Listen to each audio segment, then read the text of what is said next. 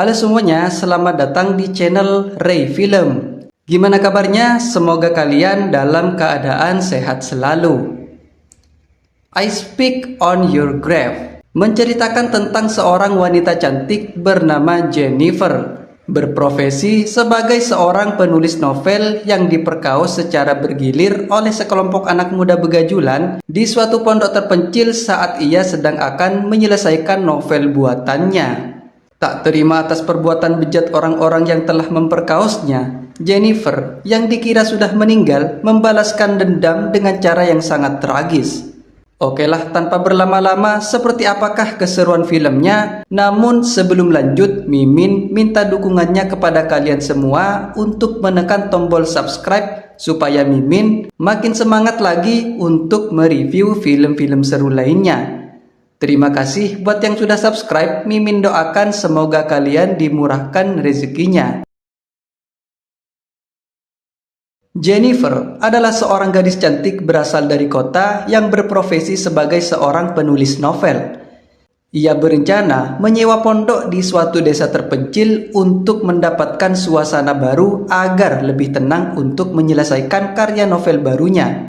I'm Jennifer Hills.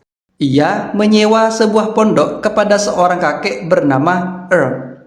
Tak lupa, Earl memberikan peta untuk menuju ke pondok yang sedang disewa. Some woods. But heck, there ain't another for good country mile. I'm actually a novelist and I'm starting my next book here. Karena tak kunjung menemukan pondok yang dituju, Jennifer memberhentikan mobilnya di SPBU untuk sekedar mengisi bahan bakar terlebih dahulu. Di situ, Jennifer berjumpa dengan dua orang anak muda yang melihatnya dengan tatapan sakne. Tiba-tiba, dia dihampiri oleh petugas SPBU bernama Johnny, yang juga menatapnya dengan tatapan yang tak mengenakan. I don't know, how's that not working for you? Tak mau ambil pusing, Jennifer lalu menanyakan pondok rumah yang sedang ia tuju. Okay, thanks. I think I saw that. Dengan petunjuk yang sudah Johnny berikan, akhirnya Jennifer menemukan pondok rumah yang ia cari. Terlihat pondok yang akan ia tempati berlokasi di pinggir hutan yang dimana memang tempat seperti itulah yang diinginkannya. Suasana tenang dan jauh dari keramaian agar ia dapat berkonsentrasi untuk menyelesaikan novel yang sedang ia buat.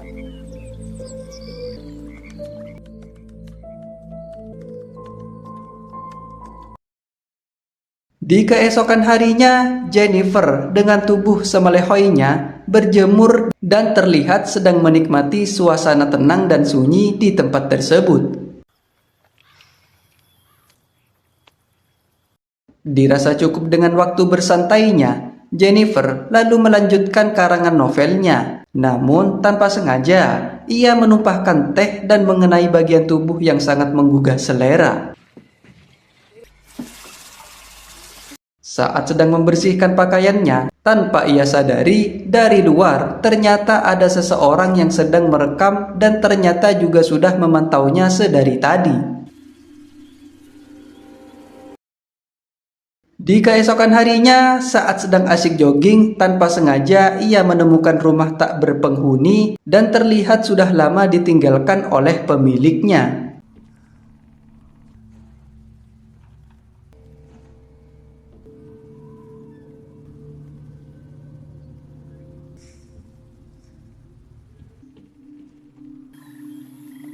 Sesampainya di pondok, Jennifer yang akan mencuci wajahnya tiba-tiba dikagetkan dengan air keran yang sangat kotor.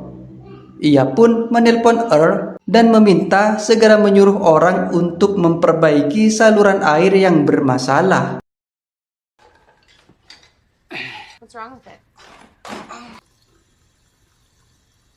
Setelah berjam-jam, akhirnya tukang yang ditugaskan berhasil memperbaikinya. Entah jimat apa yang sedang dibawa si tukang, ia tiba-tiba mendapat kecupan manja dari Jennifer sebagai tanda terima kasihnya. Sorry, you saved me from having to pay. Wait. Retards. Bullseye. Ternyata si tukang adalah temannya Johnny yang merupakan petugas SPBU bernama Matthew. Matthew pamer kepada Johnny dengan mengatakan bahwa ia baru saja mendapat kecupan manja dari gadis cantik asal kota, yaitu Jennifer. What'd you do this time? Don't you lie to me. Johnny yang tidak percaya dengan perkataan Matthew diperlihatkan sebuah video oleh salah satu temannya yang menampilkan saat Jennifer mencuci baju dengan tubuh semelehoinya. Yang ternyata orang yang telah merekam Jennifer di malam itu adalah Stanley. Shit. Okay. Rekaman video tersebut membuat Johnny begitu terpana dengan keindahan dan kemolekan tubuh Jennifer.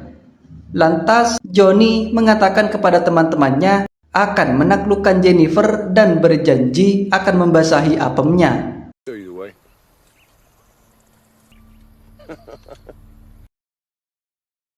Di malam harinya, saat sedang tertidur pulas, tiba-tiba Jennifer dibangunkan oleh suara gedubrak yang berasal dari luar rumahnya. Saat dicek, ia menemukan seekor burung yang sudah mati yang disebabkan karena telah membentur pintu rumahnya.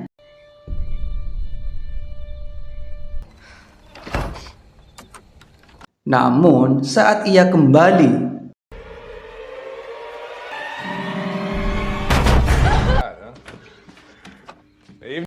Johnny beserta teman-temannya sudah berada di dalam rumahnya yang berencana untuk menggarap Jennifer secara paksa.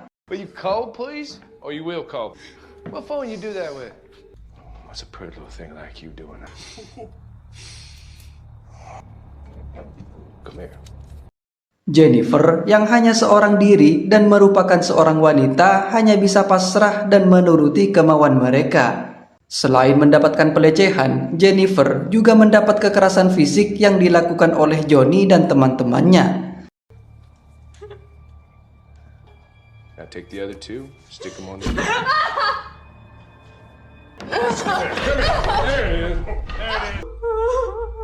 You know why I know this will be your man tonight. Open up. There it is. There it is.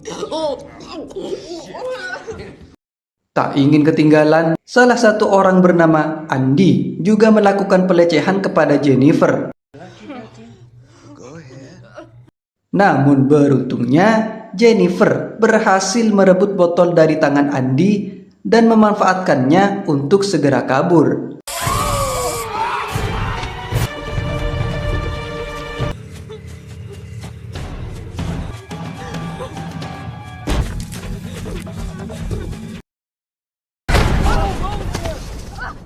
Alhamdulillahnya, ia bertemu dengan dua orang pria yang sedang berburu kelinci hutan, yang dimana itu adalah Earl beserta temannya yang merupakan seorang sheriff.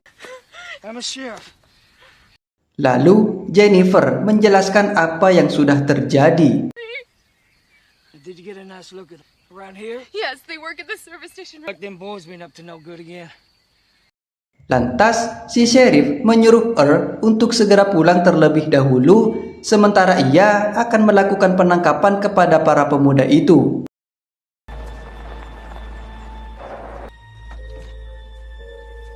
Namun sayangnya, saat tiba di pondok, Johnny beserta teman-temannya sudah tidak berada di tempat tersebut.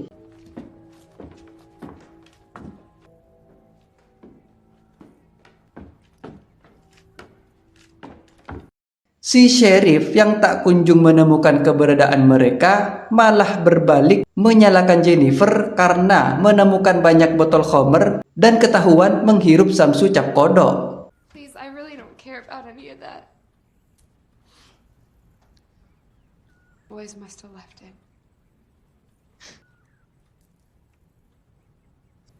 Please, I may have smoked a joint. That doesn't mean that Karena hal tersebut, si sheriff menyuruh Jennifer menghadap ke tembok untuk memeriksa barang haram lainnya yang mungkin disimpan di dalam bajunya. Shoulder width apart.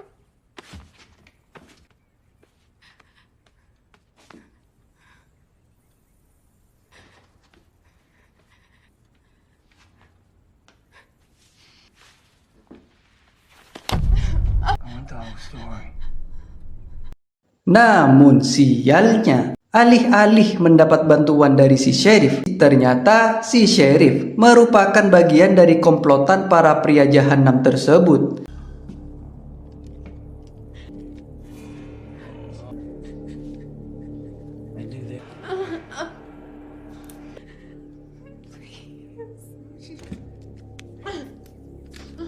Dengan tatapan ala om-om birahi, si sheriff yang tak mau ketinggalan juga melakukan pelecehan terhadap Jennifer. Jennifer pun kembali harus pasrah dengan apa yang akan mereka lakukan kepadanya. Lalu, Johnny menyuruh Matthew, orang pertama yang akan menggarap Jennifer. Namun, karena Matthew adalah pria yang baik dan luguh, ia pun menolaknya. Johnny terus memaksa Matthew dengan memperlihatkan kemolekan Jennifer Speck Esmeralda. Akhirnya, kekuatan imannya runtuh dan ia pun menjadi orang pertama dari komplotan pemuda tersebut yang bermantap-mantap dengan Jennifer. Get your drawers off, Matthew. Get in here. Yeah, Matthew. Setelah selesai dengan Matthew, mereka lalu membawa Jennifer ke tengah-tengah hutan untuk lalu digilirnya di sana.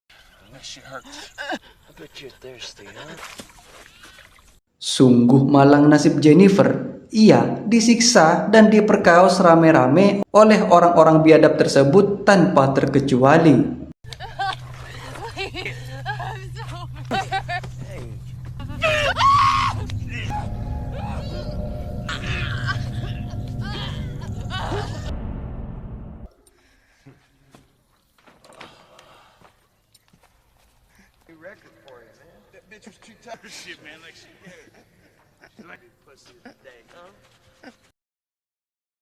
Lemah tak berdaya, seakan hilang semangat hidup, Jennifer pun berjalan tanpa arah sambil tertatih-tatih.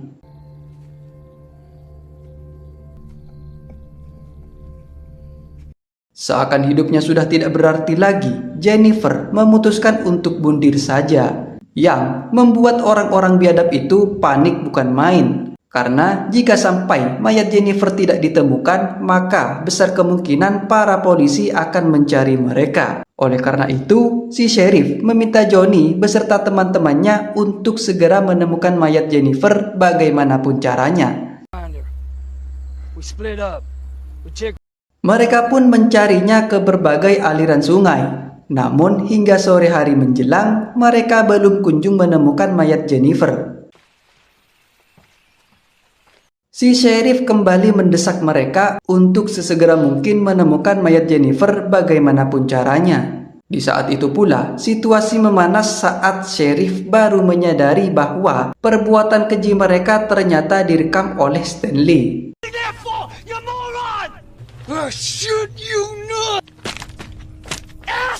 Lantas, si sheriff menyuruh mereka segera membakar semua barang-barang Jennifer yang ada di pondok.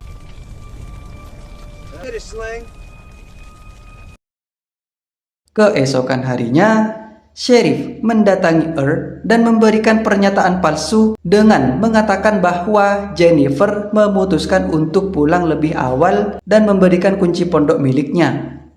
Christmas come early. Speaking of early, next month's quail.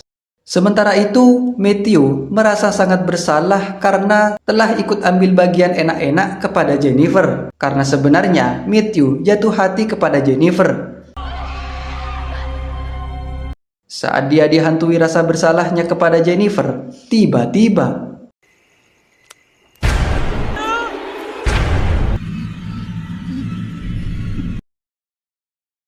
di malam harinya, tiba-tiba si sheriff mendapatkan telepon dari Earl yang mengatakan bahwa keluarga Jennifer datang ke tempatnya dan menanyakan keberadaan Jennifer. Lantas, Earl kebingungan karena atas pernyataan si sheriff, Jennifer memutuskan meninggalkan pondok lebih awal. You want the number? Si sheriff yang kebingungan menyuruh Earl untuk tidak menanggapi keluarga Jennifer dan mengatakan akan mengurus hal tersebut di hari esok. Hingga berminggu-minggu berlalu, mereka belum kunjung menemukan mayat Jennifer.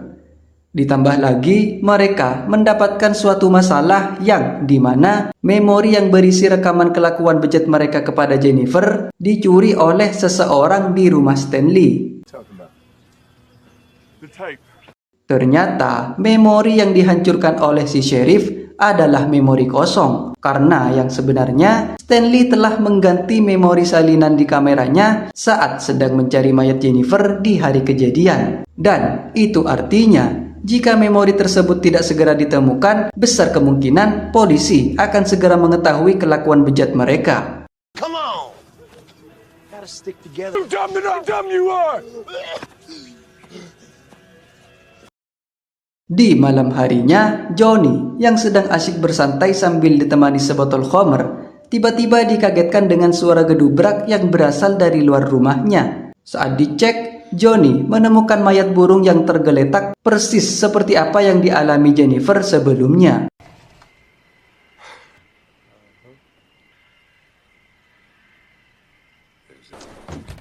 Come on out, fucker! Come on! Come on! Come on!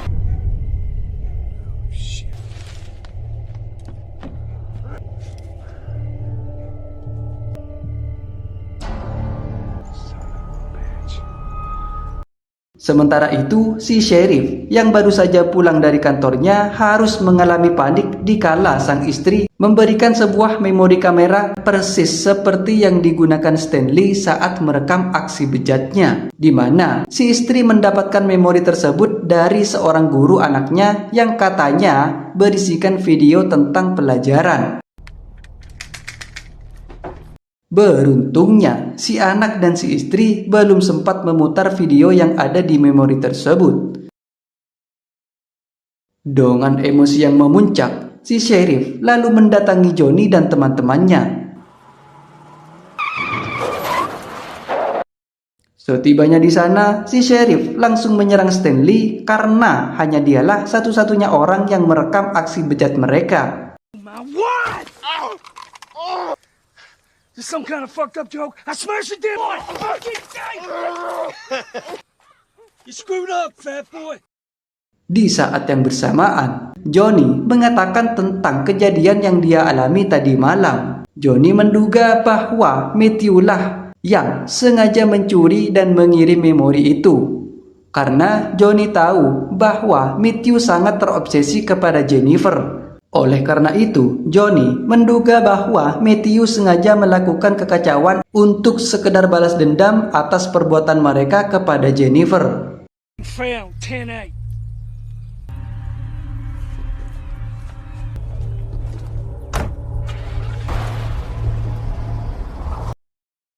I believe they used to be living on quail. Stres dengan apa yang sudah terjadi, si sheriff mengajak Earl untuk berburu kelinci hutan. Oh, them, wow. Fancy. Wow. Namun yang sebenarnya bukan itulah tujuannya.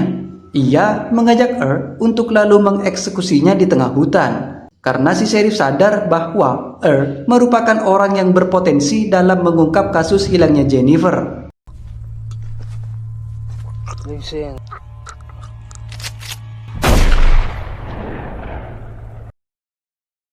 Scene lalu berganti kepada Matthew. Matthew yang masih dihantui rasa bersalah terus merenungi diri sambil berdiri di tepi danau. Lalu tiba-tiba ia mendengar suara seorang wanita yang memanggil-manggil namanya.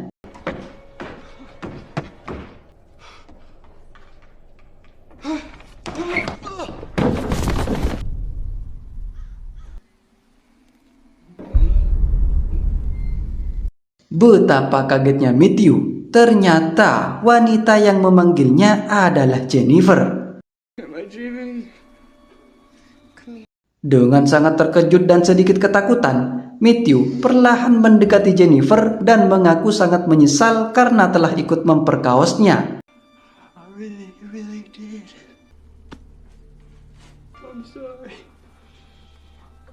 Matthew lalu memohon kepada Jennifer untuk memaafkannya, karena sebenarnya Matthew sangat mencintainya. Namun sayangnya, Jennifer yang terlanjur sakit hati bersumpah akan membalaskan dendam dan tak akan membiarkan orang-orang yang telah memperkaosnya hidup dan akan menyiksanya tanpa terkecuali. Again, I'm sorry.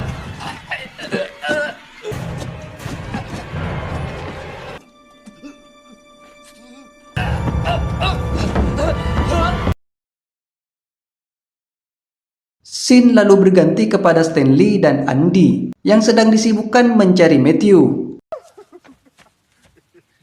Lalu, tiba-tiba mereka mendengar suara pianika dengan irama persis yang biasa Andy mainkan. Sadar kalau itu adalah Matthew, mereka segera berlari dan mengejarnya.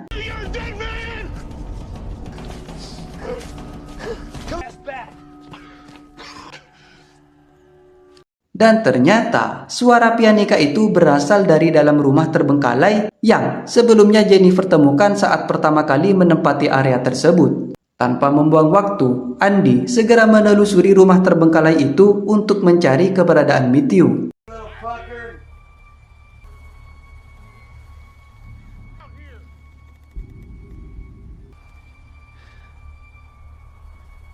Sementara itu, Stanley yang menelusuri area luar rumah tiba-tiba dikejutkan dengan kemunculan Jennifer.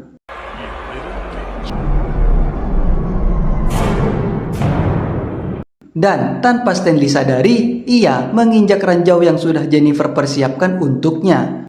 Andy, help me! Fuck, man.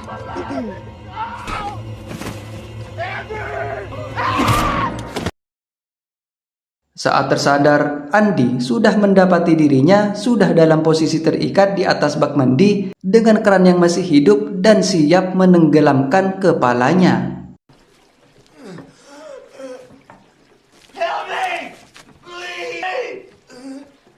Selang beberapa saat, Jennifer pun datang dan siap untuk menyiksanya. How's it going?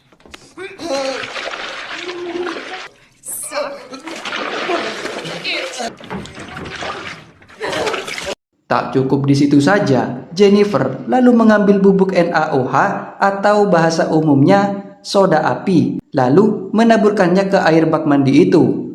Yang dimana jika soda api tercampur dengan air dan mengenai kulit manusia, maka akan merasakan panas yang sangat luar biasa dan menyebabkan kerusakan seperti kulit terbakar. Now it's my turn.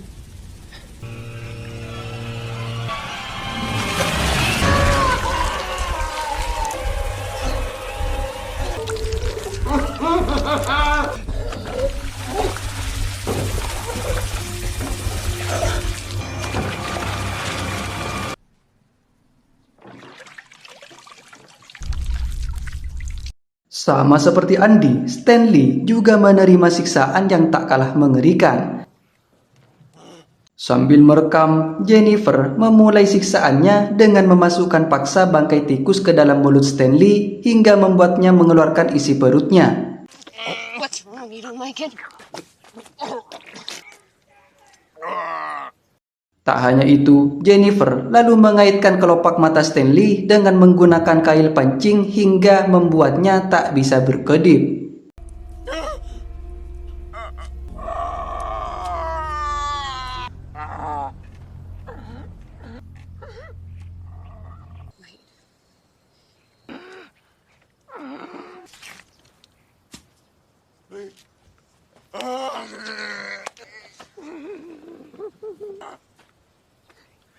Karena bau amis yang sangat menyengat, yang otomatis mengundang burung gagak untuk datang, yang sudah siap untuk mencabik-cabik tubuhnya.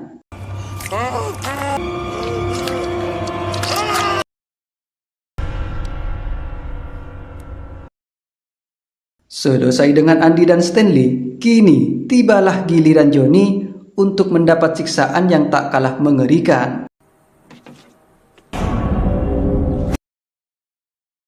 Saat tersadar, Johnny sudah berada dalam posisi tergantung dengan kedua tangannya yang terikat. Persis seperti yang Johnny lakukan saat melecehkan Jennifer ia menyuruh Johnny untuk membuka mulutnya dan memperlihatkan gigi-giginya. Namun bukan untuk dinikmati, melainkan Jennifer akan mencabutnya satu persatu.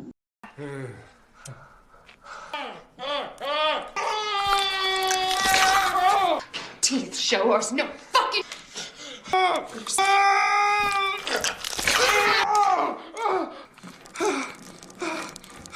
Bukannya memohon dan meminta maaf, Johnny malah menghina dan terus melecehkannya dengan perkataan yang tidak pantas.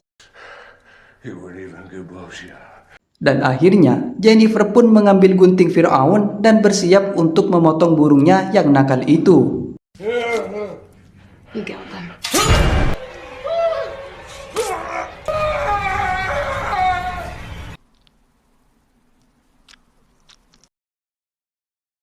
Dan kini tibalah giliran si Sheriff biadab. Saat sedang dalam perjalanan berangkat ke kantornya, ia tiba-tiba mendapatkan telepon dari istrinya yang saat ini kedatangan guru favorit anaknya. Dan ternyata guru tersebut adalah Jennifer. Saat memperkenalkan namanya, betapa terkejutnya si Sheriff yang ternyata itu adalah Jennifer. Excuse me? I have to tell you, it's been a. What the hell do you think you're doing? Si Sheriff segera berputar arah untuk kembali ke rumahnya karena saat ini istri dan anaknya sedang dalam bahaya.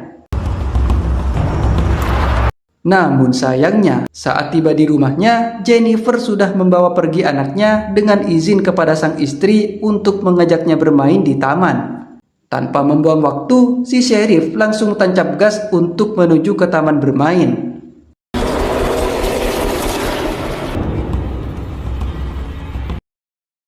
Namun, setibanya di taman, tidak ada satu orang pun yang berada di tempat itu.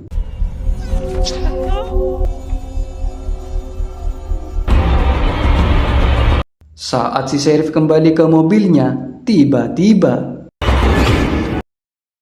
saat tersadar, si Sheriff sudah berada dalam posisi kedua tangannya terikat dan dengan ujung sebuah senapan yang sudah memasuki knalpotnya.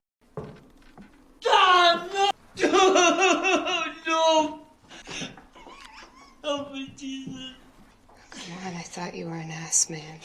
Jennifer pun menyiksanya secara perlahan persis seperti apa yang sudah ia lakukan kepadanya. Stanley, Johnny, you sick, perverted, rapist!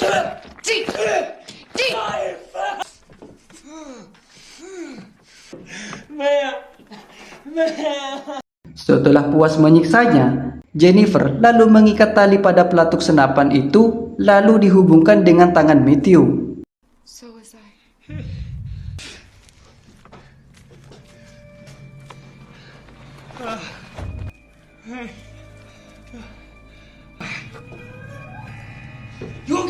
Jennifer lalu pergi dan meninggalkan mereka berdua.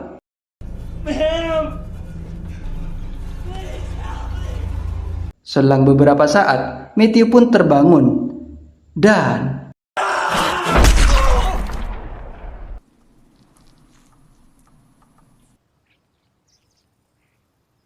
sangat memuaskan. Dan film pun tamat. Oke lah guys, itu dia alur cerita filmnya. Semoga kalian terhibur ya guys ya. Dan jika kalian suka dengan videonya, silahkan langsung saja klik subscribe. Dan jangan lupa tinggalkan komentar film apalagi yang harus gue bahas di video selanjutnya. Gue Mimin Ray Film pamit undur diri dan terima kasih banyak buat yang sudah menonton. Wassalamualaikum warahmatullahi wabarakatuh.